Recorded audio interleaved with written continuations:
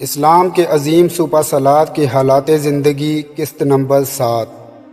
Subscription کے button کو دبا کر بیل آئیکن پر کلک کریں تاکہ تمام نئی آنے والی ویڈیوز بر وقت آپ تک پہنچتی رہیں۔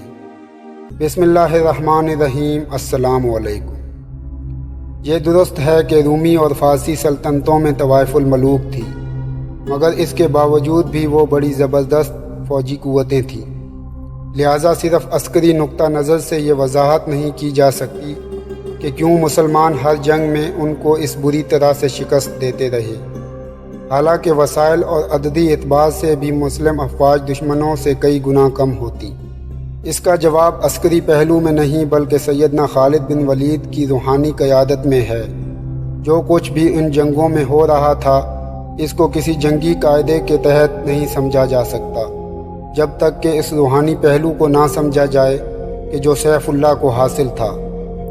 مسلمانوں کو نفسیاتی فائدہ بھی حاصل تھا، کیونکہ شروع میں احساس برتری اور تکبر سے سرشار فارسی فوج نے مسلمانوں کو کچھ سمجھا ہی نہیں۔ وہ سمجھے کہ روپے پیسے مال و دولت کے چکر میں کچھ لٹیرے آ گئے ہیں کہ جو ہمارے ملک میں لوٹ مار کرنا چاہتے ہیں، انہیں تو ہم اپنے چھوٹے چھوٹے کمانڈروں کے ذریعے ہی ٹھکانے لگا دیں گے۔ اس احساس برتری کے ذہن میں مبتلا فارسی منصوبہ ساز مسلمانوں کی اس حربی طاقت کو سمجھ ہی نہ سکے کہ جس کی بنیاد اسلام کے اخلاقی روحانی احساس پر تھی۔ ان تمام حالات میں شام کی حیثیت غیر معمولی تھی۔ اس زمانے میں ملک شام میں موجودہ اردن، لبنان اور فلسطین بھی شامل تھے۔ حضرت عیسیٰ علیہ السلام کی پیدائش بیت المقدس یروشلم میں ہوئی، لہٰذا تمام عیسائی دنیا کے لیے بیت المقدس کی وہی حیثیت ہے کہ جو مسلمانوں کے لیے مکہ مدینہ کی۔ جب حضرت عیسیٰ علیہ السلام کا ظہور ہوا تو اس وقت اس تمام علاقے پر رومی حکمرانی کر رہے تھے۔ حضرت عیسیٰ علیہ السلام کے 300 سال بعد رومی سلطنت نے بھی عیسائیت قبول کر لی۔ آج بھی استنبول میں آیا صوفیہ کا ایک 900 سال پرانا کلیسا ہے کہ جو آج بھی اس بازنطینی سلطنت کی نشانی کے طور پر موجود ہے۔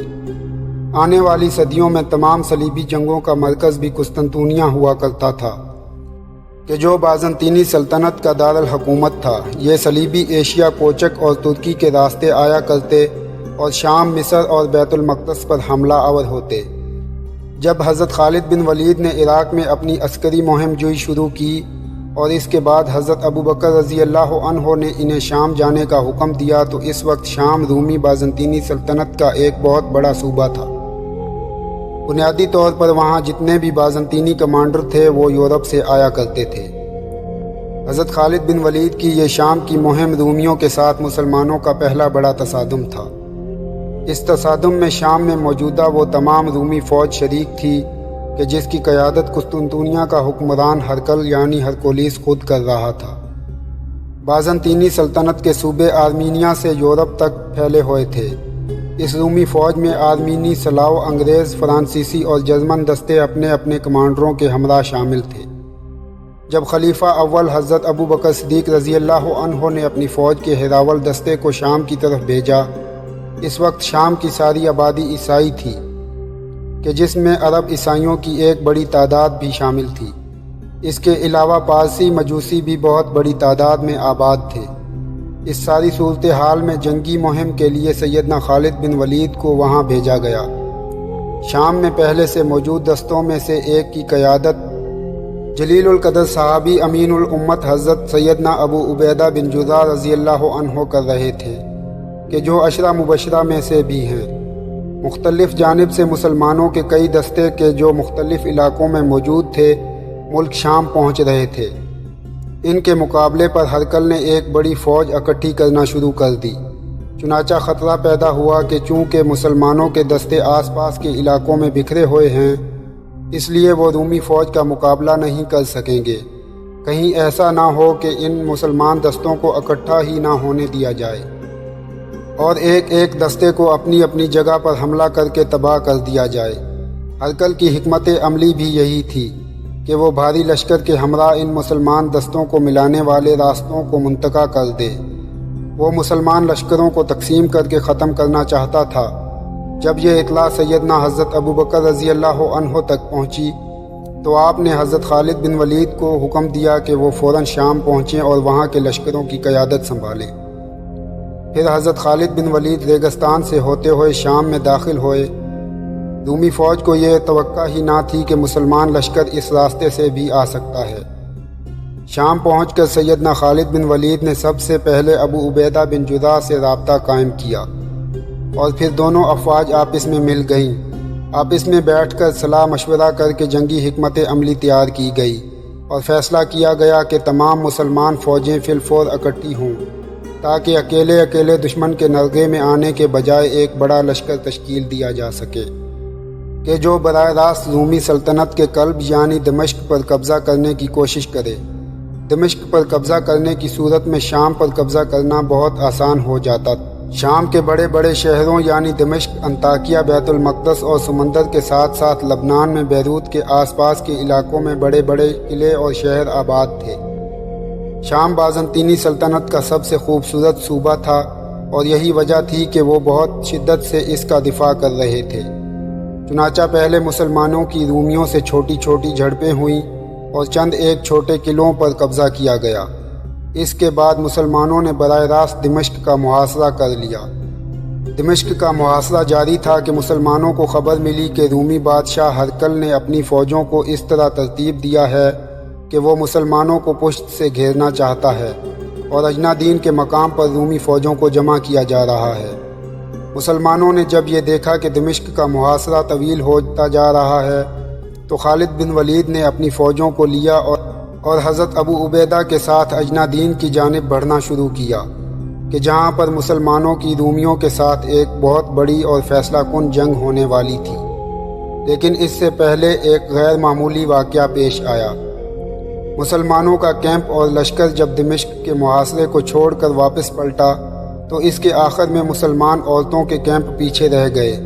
سیدنا خالد بن ولید جب تھوڑا آگے نکل گئے تو رومی قلعے سے باہر نکل کر اس کیمپ پر حملہ آور ہوئے کہ جس میں مسلمان عورتیں تھیں۔ ان حملہ آوروں کی تعداد تقریباً 6000 تھی۔ رومیوں نے مسلمان عورتوں کے خیموں کو گھیر لیا۔ ان میں حضرت خولہ رضی اللہ عنہ بھی تھیں کہ جو مشہور صحابی حضرت زرار رضی اللہ عنہ کی بہن تھی۔ انہوں نے تمام مسلمان خواتین کو ہمت دلائی اور خیموں کے ڈنڈے اور چوبے نکال کر رومیوں سے مقابلے کے لیے تیار ہو گئیں۔ رومیوں کا خیال تھا کہ وہ مسلمان عورتوں کو زندہ گرفتار کر کے دمشق کے قلعے میں لے جائیں گے۔ خالد بن ولید کو جب یہ اطلاع ملی تو وہ فوراً پلٹے اور صرف چند مٹھی بھر مجاہدین کو ساتھ لے کر غیظ و غضب کے عالم میں قیامت بن کر کفار پر ٹوٹے۔ کفار کو اندازہ ہی نہیں تھا کہ انہوں نے کس کو چھیڑ دیا ہے۔ ایک طرف خالد رضی اللہ عنہ تھے کہ جن کا جلال اپنی انتہا کو چھو رہا تھا کہ رومیوں نے مسلمانوں کی عزت پر حملہ کیا تھا، اور دوسری طرف حضرت زرار بن الازور رضی اللہ عنہ کا جلال جن کی جان سے پیاری بہن رومیوں کے چنگل میں پھنسی ہوئی تھی۔ رومیوں کو اندازہ بھی نہ ہوا کہ کہاں اور کس طرح سے ان پر قیامت ٹوٹ پڑی۔ حضرت خالد رضی اللہ عنہ اپنے چند ساتھیوں کے ساتھ بجلی بن کر ان پر گرے۔ 6000 رومیوں میں سے صرف چند 100 ہی بمشکل اپنی جانیں بچا کر واپس قلعے تک پہنچ سکے۔ باقی پوری فوج اس میدان میں کاٹ دی گئی۔ جیسا کہ ہم بتا چکے ہیں کہ سیدنا خالد بن ولید دشمن پر ہلکا ہاتھ رکھنے کے قائل ہی نہ تھے۔ وہ جب تلوار نکالتے تو جب تک 1000-2000 کی گردنیں نہ اتار لیتے ان کو سکون ہی نہیں ملتا تھا۔ خالد بن ولید کے وہ سارے کارنامے کہ جو یہ عراق میں فارسیوں کے خلاف انجام دے چکے تھے، ان کے شام پہنچنے سے پہلے ہی رومی فوج کے ایک ایک سپاہی سے لے کر سپہ سالار تک پہنچ چکے تھے، اور خالد رضی اللہ عنہ کا نام سن کر ہی دشمن پر سراس میگی طاری ہو جاتی تھی۔ اجنادین کی لڑائی وہ پہلی بڑی جنگ تھی کہ جو مسلمانوں اور رومیوں کے مابین ہوئی۔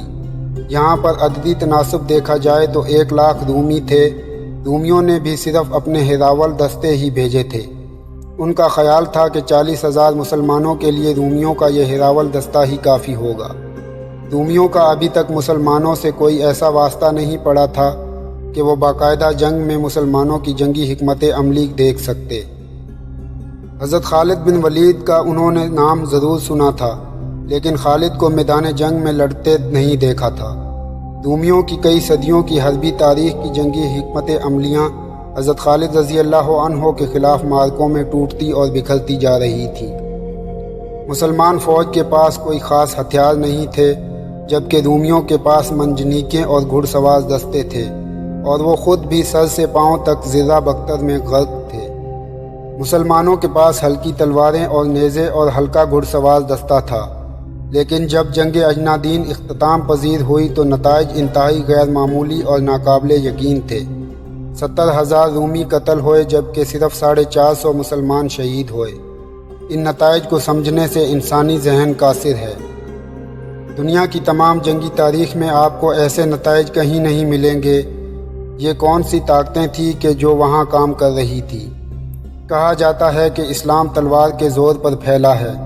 یہاں یہ سوال پیدا ہوتا ہے کہ کیا رومی اور فارسی سلطنتوں نے چوڑیاں پہنی ہوئی تھیں؟ رومیوں کو عددی برتری بھی حاصل تھی، اسلحہ کے زور پر بھی مسلمانوں کو تباہ و برباد کر دینے کی صلاحیت بھی رکھتے تھے، مگر اس کے باوجود وہ مسلمانوں کی چھوٹی سی جماعت کے سامنے ٹک نہ پائے۔ جب تک اس معاملے کے ایمانی و روحانی پہلو کو نہ سمجھا جائے، ان باتوں کو آپ نہیں سمجھ سکتے۔ جب تک آپ مسلمانوں کی ان روحانی طاقتوں کو نہیں سمجھیں گے کہ جو ان فوجوں کے ساتھ تھیں، آپ کبھی بھی اس امر کا اندازہ نہیں کر سکتے کہ اس قسم کی جنگ کے بعد یہ نتیجہ کیسے نکل سکتا ہے۔ قرآن پاک میں جنگ بدر میں حضور صلی اللہ علیہ وآلہ وسلم کی ایک مشت خاک پھینکنے کا واقعہ بیان کیا گیا ہے۔ ترجمہ ملاحظہ فرمائیں۔ جب آپ نے ان پر سنگریزے مارے تھے، وہ آپ نے نہیں مارے تھے بلکہ اللہ نے مارے تھے۔ سورہ انفال آیت نمبر 17۔ اور پھر ملائکہ کے نزول کا واقعہ کہ جب وہ حضرت جبرائیل علیہ السلام کی سرکردگی میں صف در صف نازل ہوئے اور مسلمان لشکر میں شامل ہو کر مشرکین کے خلاف لڑے۔ جنگ بدر میں بھی 14 مسلمان شہید ہوئے اور 70 کفار مارے گئے، اور پھر وہی بات کہ مسلمان دشمن کے مقابلے میں 1/3 سے بھی کم تعداد میں تھے، اور ان کے پاس کوئی قابل ذکر اسلحہ بھی نہ تھا، پھر بھی انہوں نے دشمن کو ایک فیصلہ کن شکست سے دوچار کیا۔ تاریخ اسلام میں شاید ہی کوئی ایسی جنگ لڑی گئی ہو کہ جس میں مسلمان عددی طور پر دشمن سے زیادہ ہوں۔ یہ ایک حیران کن معجزہ ہے۔ اگر آپ کو ویڈیو پسند آئی ہے تو حوصلہ افزائی کے لیے لائک کریں اور چینل کو سبسکرائب کر کے بیل آئیکن کا بٹن دبا دیں تاکہ آنے والی تمام ویڈیوز بر وقت آپ تک پہنچتی رہیں۔ شکریہ۔